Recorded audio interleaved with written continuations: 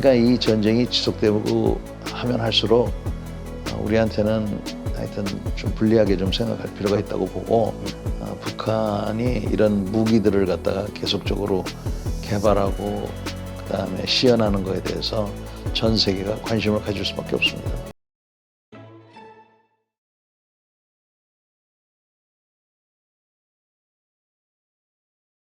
일단 그 북한의 그 무기 수준과 관련해서 좀 질문을 드리면, 뭐 요즘은 뭐 비대칭 무기라고 하는 핵무기, 뭐부터 얼마 전에 며칠 전에는 또 그 대륙간 탄도미사일 ICBM 이것도 또 쏘기도 하고, 네. 이런 것들을 통해서 자꾸 그 존재감 혹은 뭐 군사력의 그 뭔가 우위 이런 걸 보이려고 하는 것 같은데, 실제로 우리가 북한의 군사력을 어떻게 평가해야 됩니까? 무기 수준을? 무기만 보면 나쁘지 않습니다. 아, 그래요? 네. 그러니까 그렇게 수출을 할 수가 있죠. 나쁘다 그러면 누가 사가겠어요? 상식적으로. 그런데 대북 제재가 있기 전까지만 해도 연간 10억 달러 이상의 그 무기만 팔았어요. 아, 원래부터 예. 그랬었군요. 그래서 소총, 수류탄, 뭐 탄약, 특히 그 RPG라는 거 들어보셨죠? RPG-7이라고 그 유탄 발사기인데 그런 거는 뭐 아주 잘 만들고 그다음에 뭐 대전차 미사일, 그 어깨 견착식 대공 미사일. 왜 우크라이나전 처음 할 때 이렇게 날아가는 헬기 한 방에 날리는 네네. 그런 미사일들 그런 것도 만들고요. 잘 만듭니다. 그리고 아, 그러니까 소위 재래식 무기 가운데서도. 예. 그래서 그렇고 무전기도 잘 만들어요. 아, 그래요? 예. 그 옛날에는 우리보다 못한다고 생각했는데 무전기도 잘 만들고 그리고 그놈의 나라는 전쟁만 생각하는 나라라서 이게 아주 얕잡아 보면 안 됩니다. 아무리 못 먹고 못 산다 그래도. 근데 이 탄도미사일이 가지고 있는 의미가 좀 남다른 것 같아요. 왜냐면 그거 할 때마다 뭐 주변 국가는 포함해서 미국까지도 막 경기를 일으키잖아요. 막 강하게 그 이야기를 하고. 뭐 특별한 이유가 있을까요? 탄도미사일을 가지고 일단 현재는 우리나라를 비롯해서 이웃 나라인 일본까지 전부 다 때릴 수 있고요. 네. 그것도 핵탄두를 가지고 있는 것 같고 어제 그제 발사한 그 새로운 화성 19형이라는 거는 뭐 미국 전역을 지금 때릴 수 있는 것 같은 그런 사거리를 확보했기 때문에 그게 이제 미국한테는 상당히 큰 위협이 되고 있고 북한이 자기네들이 이런 기술을 남하고 공유하지 않겠다고 얘기는 했는데 네. 그걸 믿을 수가 없지 않습니까? 그럼 이런 기술들이 이제 외부로 나가게 될 거라고 본다면 제일 먼저 그 사갈 손님이 그 이란이거든요. 아, 이란. 그 이란은 또 이스라엘을 철천지 원수라고 생각하잖아요. 그렇죠. 사우디도 그렇고. 그러니까 이제 벌써 거기랑 연계가 되고 또 이런 탄도미사일 기술뿐만 아니라 무인기 기술 이런 것들이 지금 뭐 후티족이라든지 하마스 무슨 뭐 헤즈볼라 여기에도 지금 공유가 될 가능성이 높기 때문에 북한이 이런 무기들을 갖다가 계속적으로 개발하고 그다음에 시연하는 거에 대해서 전 세계가 관심을 가질 수밖에 없습니다. 네, 그렇군요. 그러니까 여기에다 그러니까 멀리 나갈 수 있다라는 거. 여기다 핵을 장착했을 때는 진짜 지구 반대 끝에 있는 뭐 미국이 됐든 뭐 이런 나라들까지도 정말 위협이 되니까 그것이 퍼지지 못하게 일단 기술을 갖는다는 것 자체가 수출할 수 있다는 가능성 이거를 보는 거군요. 네. 뿐만 아니라 지금 북한 입장에서는 핵무기는 만들었는데 먹는 문제는 아직까지 해결을 못했잖아요. 그렇죠. 근데 이번에 러시아하고 이렇게 관계가 돼서 식량이 들어오게 되면은 그것도 어느 정도 해결이 되지만 근본적인 해결이 안 되니까 그래서 지금 생각이 ICBM을 가지고 미국을 위협하면 네. 자기네들이 한반도에서 무슨 일을 저질러도 미국이 옛날처럼 대응을 못할 것이다라고 가정을 하는 것 같아요. 그러니까 일단은 지금 칼 하나를 가지고 대한민국과 일본은 목에다 겨누고 있는데 그래도 자기네들이 함부로 못하는 건 미국의 칼날이 또 자기네 목에 와 있기 때문에 그런데 이제 긴 칼을 가지고 미국의 목도 겨누고 있으면 미국은 겁쟁이기 때문에 자기네 목에 있는 칼을 내려놓을 것이다. 그러면 우리하고 일본을 겨누고 있는 이 칼은 그대로 있지 않습니까? 그렇죠. 이거를 가지고 이제 이런저런 겁박을 하기 시작하겠죠. 그래서 그러면 우리로서는 상당히 부담이 되는 상황이 돼서 자기네 말을 들을 것이다. 이렇게 지금 생각하는 것 같아요. 아, 네. 그래서 하여튼 이 현 단계에서 우리가 이 문제를 하여튼 슬기롭게 잘 해결을 해야 될 것 같습니다. 네. 이번에 국군에 나갈 때 그 현무 5, 네. 이거, 그러니까 그 벙커버스터라고 하나요? 현무 5. 네네. 이것이 핵무기만큼의 위력이 있다. 탄두 중량만 뭐 8톤이다. 뭐 이런 얘기가 있었잖아요. 네. 이게 정말로 그렇게 위력이 엄청난 겁니까? 그러니까 우리가 핵무기라는 거는 네. 굉장히 큰 폭탄입니다. 크기가 큰 게 아니라 위력이 큰 거예요. 네. 이런 큰 폭탄이 처음 나왔을 때는 정밀 폭격이 안 될 때예요. 그러니까 이 건물 하나를 부수기 위해서 비행기 1000대가 가서 폭탄을 떨어뜨리던 시절에는 그런 핵무기 같은 게 필요했어요. 그러나 1970년도, 80년대 들어서부터는 그런 큰 무기가 필요 없는 겁니다. 이 건물 하나만 파괴시키면 되는데 그런 큰 무기가 왜 필요하겠습니까? 네. 다만 이 핵무기라는 거는 소위 말해서 공포의 무기, 대량 살상 무기거든요. 사람과 동물, 식물을 파괴하고 플러스 지구를 파괴하는 아주 비인도적인 무기입니다. 네. 그래서 전 세계가 야 이거는 쓰지 말자. 더 이상 갖지 말자. 이렇게 했었던 거를 지금 북한이 어긴 겁니다. 그리고는 이 무기를 이제 가진 거죠. 그래서 이 핵무기가 쓸 수 있는 거는 하여간 상대방의 남녀노소를 다 죽이는 사실 군사적으로는 필요 없어요. 근데 우리가 갖고 있는 현무5 같은 거는 네. 비록 평양 전체를 그 파괴는 안 하더라도 김정은의 측근, 김정은이 아끼는 거는 다 때릴 수가 있는 거죠. 아. 그리고도 지구를 파괴하지 않는 그렇기 때문에 효과 면에서는 핵무기랑 똑같습니다. 아, 완전히 멸절시킨다는 측면에선. 예, 그래서 자꾸 북한이 김정은이 핵무기를 쓰면 end of the regime, 권력은 끝이다, 권력의 종말이다 이렇게 자꾸 우리가 얘기하는 거는 네가 하여튼 핵무기를 쓰면 총을 맞든 폭탄을 맞든 핵무기를 맞든 너는 죽는다 하니까 그런 입장에서 본다면 핵무기를 안 쓰는 게 맞죠. 그렇게 지금 논리를 전개하고 있는 겁니다. 우리도 어쨌건 이렇게 강력한 무기들, 그러니까 한국의 뭐 무기 수준은 뭐 세계적인 거죠. 지금 뭐 방위 산업에서 뭐 수출하는 거 보면 뭐 엄청나니까.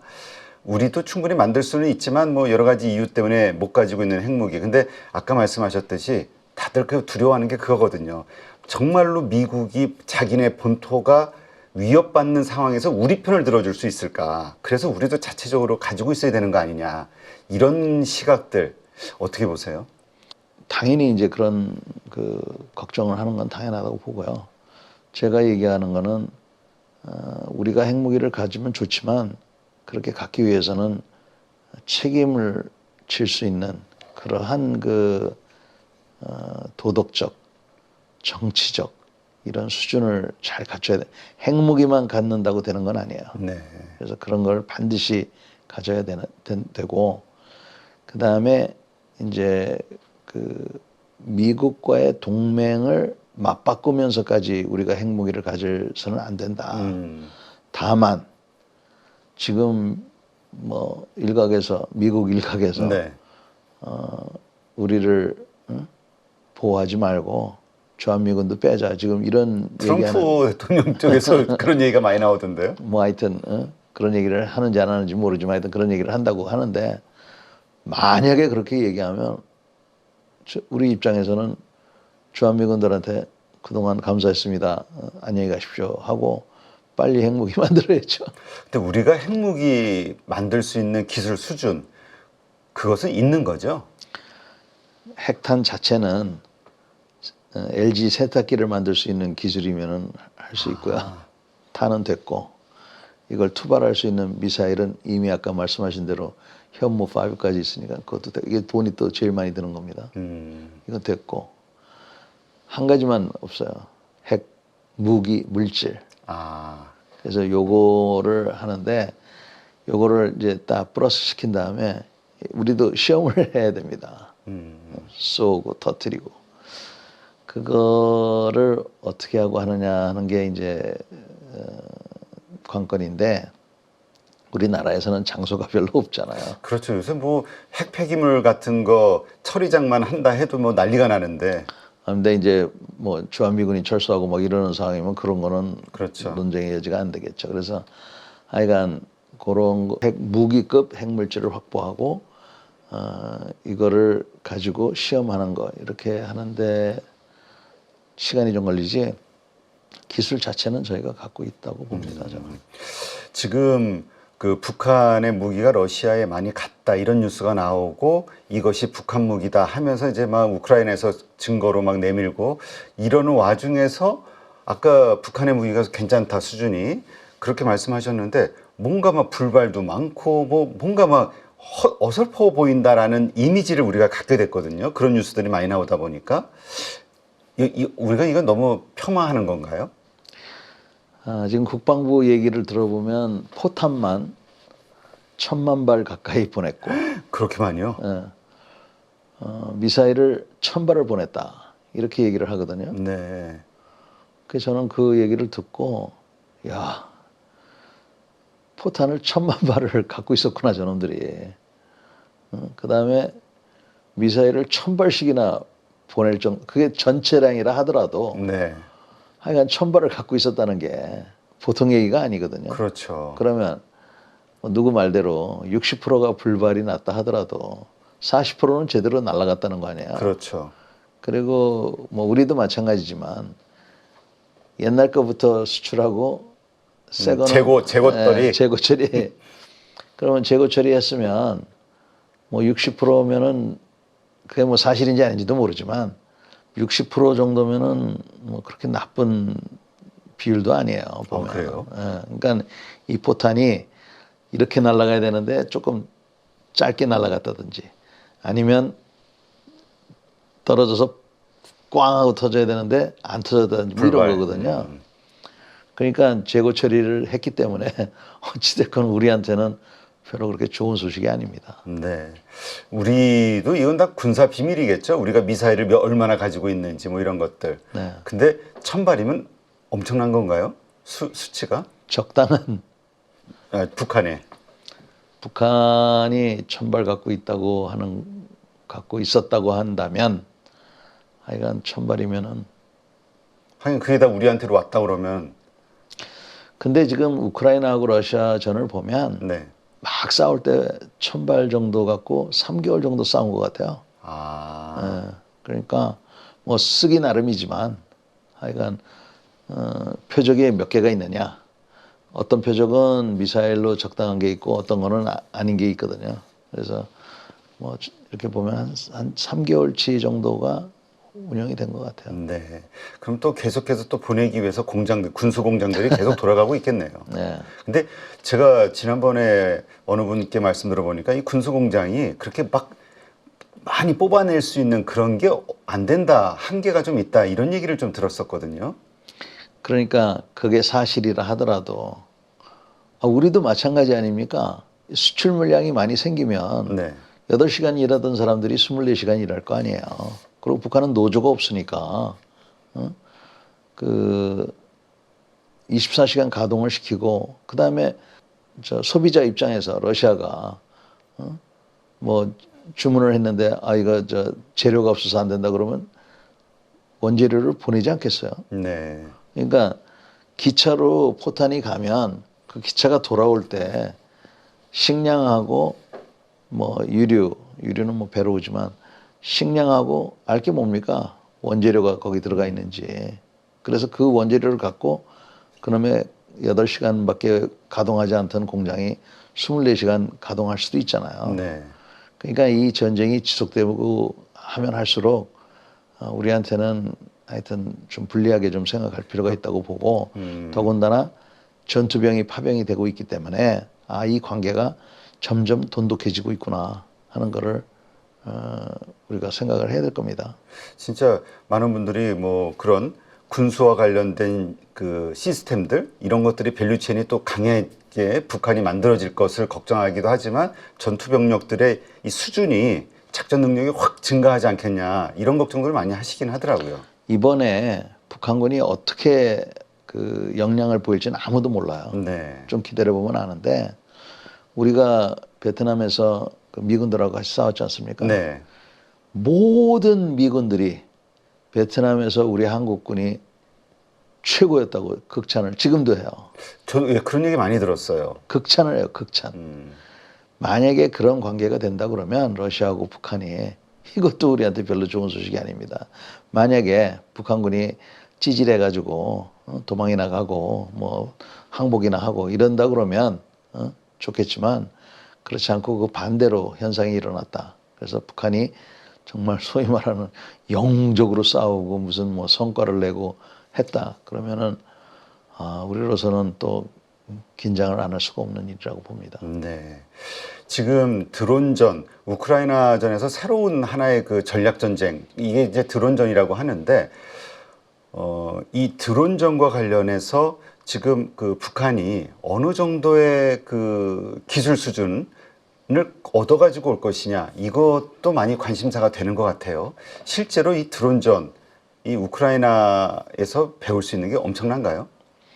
제가 보기에는 드론이라는 게 그렇게 큰 그 과학적인 기술을 요하는 거는 아닌 것 같습니다. 우리가 봐도 뭐 그렇죠. 10만 원짜리 뭐 이렇잖아요. 문제는 어떻게 이걸 쓰느냐. 이거를 많이 배울 것 같아요. 이 드론에다가 어떤 폭탄을 실는 게 좋은지 또 거기다가 어떤 그 영상 장비를 넣어서 상대방을 보는 게 좋은지 이게 또 심리적인 효과가 또 엄청 큽니다. 이게 이 소리가 이 지잉거리는 소리가 나면은 다들 깜짝 그냥 놀라죠. 숨어야 되고 뭐 이런 거.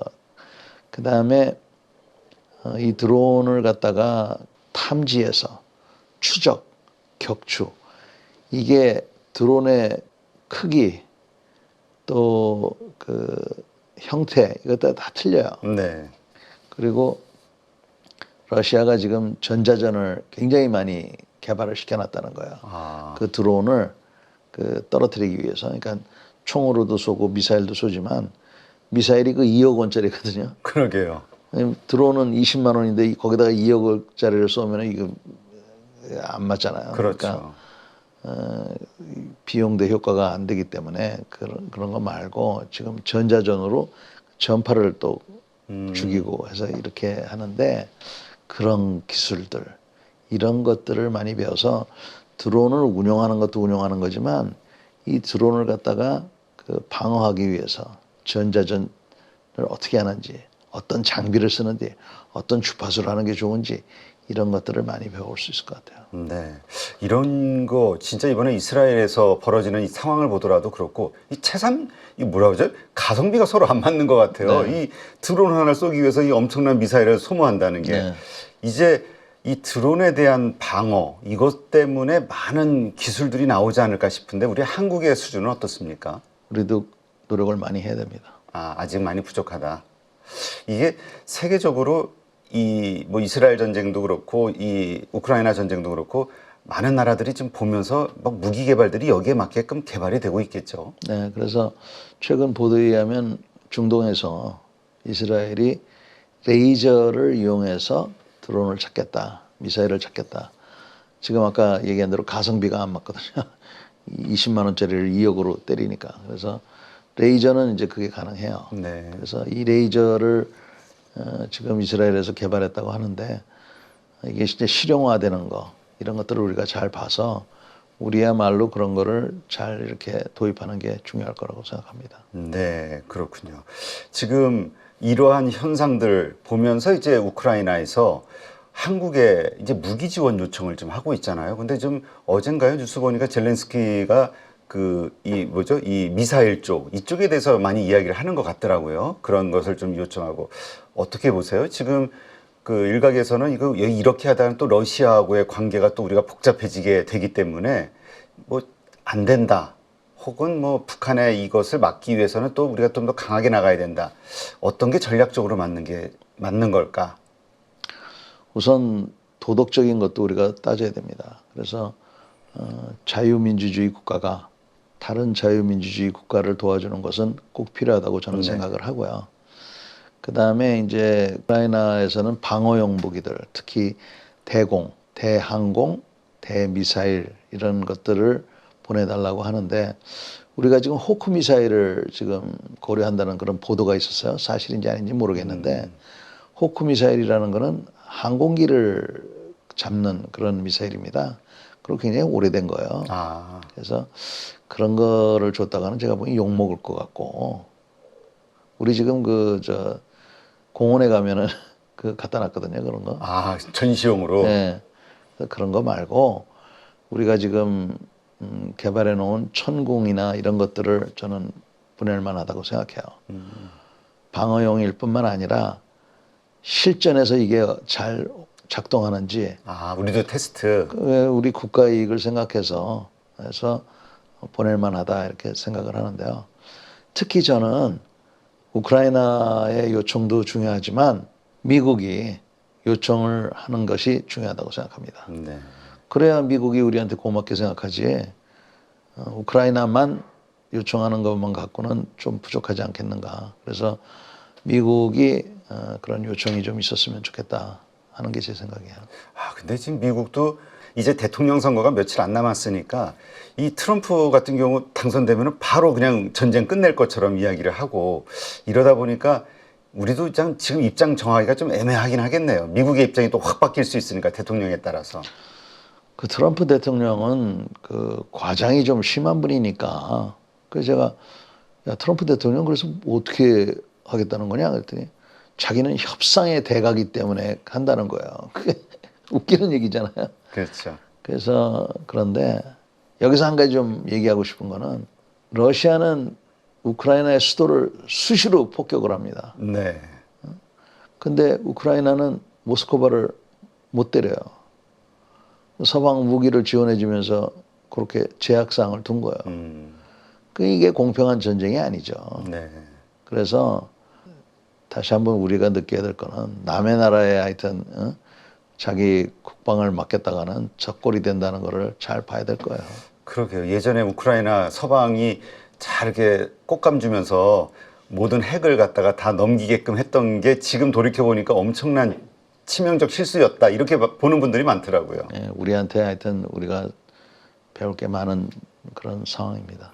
지금 그렇다면 요즘 뭐 분위기 보니까 북한도 지금 뭐 말폭탄 막 엄청난 쏟아내고 있잖아요. 오물폭탄도 보내고. 그리고 우리도 거기에 대해서 이제 강경 발언들이 좀 나오고 있고 어떻게 하는 게 맞나요? 만약에 북한이 어떤 도발을 할 가능성 혹은 그러한 도발을 했을 때 우리는 어떻게 대응하는 게 좋을까? 그거는 답이 없습니다. 세게 나가는 게 좋은지 뭐 그냥 여태까지 우리가 한 것처럼 하는 게 좋은지 그건 저는 제가 판단을 안 해도 되는 위치에 있기 때문에 저는 다행인데 제가 분명히 말씀드릴 거는 준비는 잘해야 돼요. 그런데 지금 준비를 제대로 안 하고 있는 것 같아서 우리가 세게 나가려면 준비를 철저히 하고 세게 나가야지 준비를 안 한 상태에서 했다가는 그 뒷감당을 어떻게 하려고 그럽니까? 준비가 안 됐다는 건 어떤 의미인가요? 우리 지금 병력이 없어가지고 이번에도 그 국감에서 나왔지 않습니까? 탱크 3대 중에 한 대가 움직이지 못한다고. 우리도요. 네. 그리고 지금 훈련 안 한다는 그 얘기가 지금 뭐 공공연하게 나오고 있어서 훈련 똑바로 하고 그다음에 훈련하는 거하고 인권하고 뭐 대치되는 것처럼 생각하는데 그게 아닙니다. 군인에게 있어서 최고의 인권은 훈련이 잘 돼 있는 거예요. 근데 사실 우리 한국군이 그렇게 훈련이 잘 된 군대가 아니에요. 그래요? 그거를 이제 다시 리셋을 해서 정말 북한이 저렇게 핵무장도 하고 했기 때문에 실전적인 훈련도 하고 준비도 하고 해서 북한이 우리를 엿잡아 보지 않도록 해야지 준비도 안 된 상태에서 큰 소리만 친다?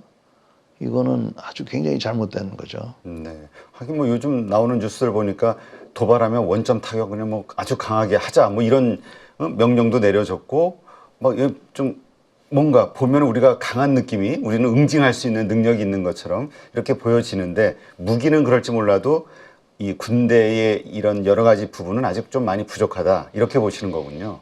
원점 타격은 가능한데 그 말고도 해야 될 일이 많아요. 그러니까 원점을 타격하고 나면 거기서 끝이라고 하면 괜찮은데 과연 그럴까요? 상대가 대응을 하면 알겠습니다. 하여튼 이게 전쟁이라는 게 일어나지 않기 위해서는 그만큼 또 우리가 강한 힘을 가지고 있어야 된다. 바로 그겁니다. 그래서 그 장비도 장비지만 훈련을 철저히 해서 조건 반사적으로 그 상황에 대응할 수 있는 그런 군대를 키워야 되는데 이거는 군인들만 할 수가 없어요. 네. 왜냐하면 그런 훈련을 하다 보면 사고가 나고 사람이 죽고 그렇게 될 수밖에 없거든요. 근데 우리는 현실이 수류탄 던지다가 수류탄 한 발이 뭐 잘못 터져가지고 사람이 죽으면 1, 2년 동안 수류탄 던지는 걸 안 하잖아요. 아. 이런 훈련을 말하는 거예요, 저는. 수류탄도 많이 던져봐야 됩니다. 그렇죠. 무기를 자꾸 써봐야. 예. 총도 많이 쏴봐야 돼요. 포도 많이 쏴봐야 돼요. 폭탄도 많이 떨어뜨리고. 그러려면은 그런 우선 예산도 많이 필요하겠죠. 네. 그다음에 군인들 사기도 올라가야 되고 그러다가 무슨 사고가 나면 그 사고에 대한 안전 부분은 우리가 따져야 되지만 그 외에 지금 사격 한번 하려고 그러면 너무너무 힘들어요. 그래요? 너무너무 힘들어요. 앰뷸런스가 가야 된다. 그러면 3개 부대가 사격을 하면 앰뷸런스가 한 대만 있어도 되잖아요. 뭐 대량 피해가 날 건 아니에요. 그런데도 3개 부대가 3개 다 각각 앰뷸런스가 가야 되질 않나. 불 날까봐 소방서에 연락을 해야지 주민들이 데모를 하지.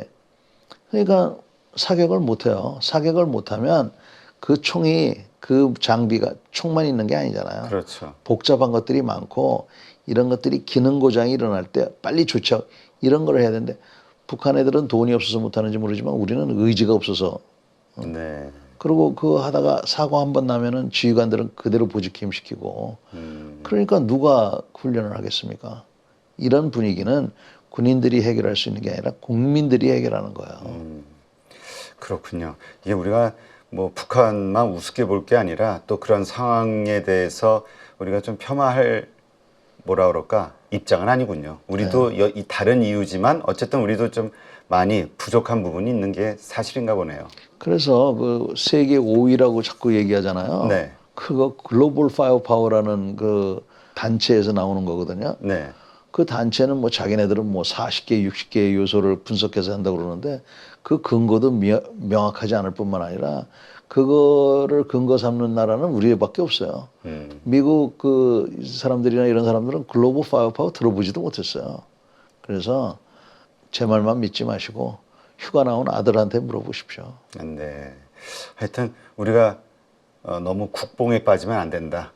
이렇게 좀 결론을 내리겠습니다. 그리고 부족한 게 무엇인지 또 전쟁을 막기 위해서 우리가 할 수 있는 우리의 그 생명을 지키기 위해서 할 수 있는 최선의 방식이 또 무엇인지 군사력을 강화시키기 위해서 이러한 것들 한번 생각해 볼 수 있는 계기가 좀 됐으면 좋겠습니다. 네, 이제까지 육군 특수전 사령관이셨죠. 전인범 중장님 모시고 오늘 좋은 인사이트 들었습니다. 오늘 좋은 인사이트 감사합니다. 감사합니다.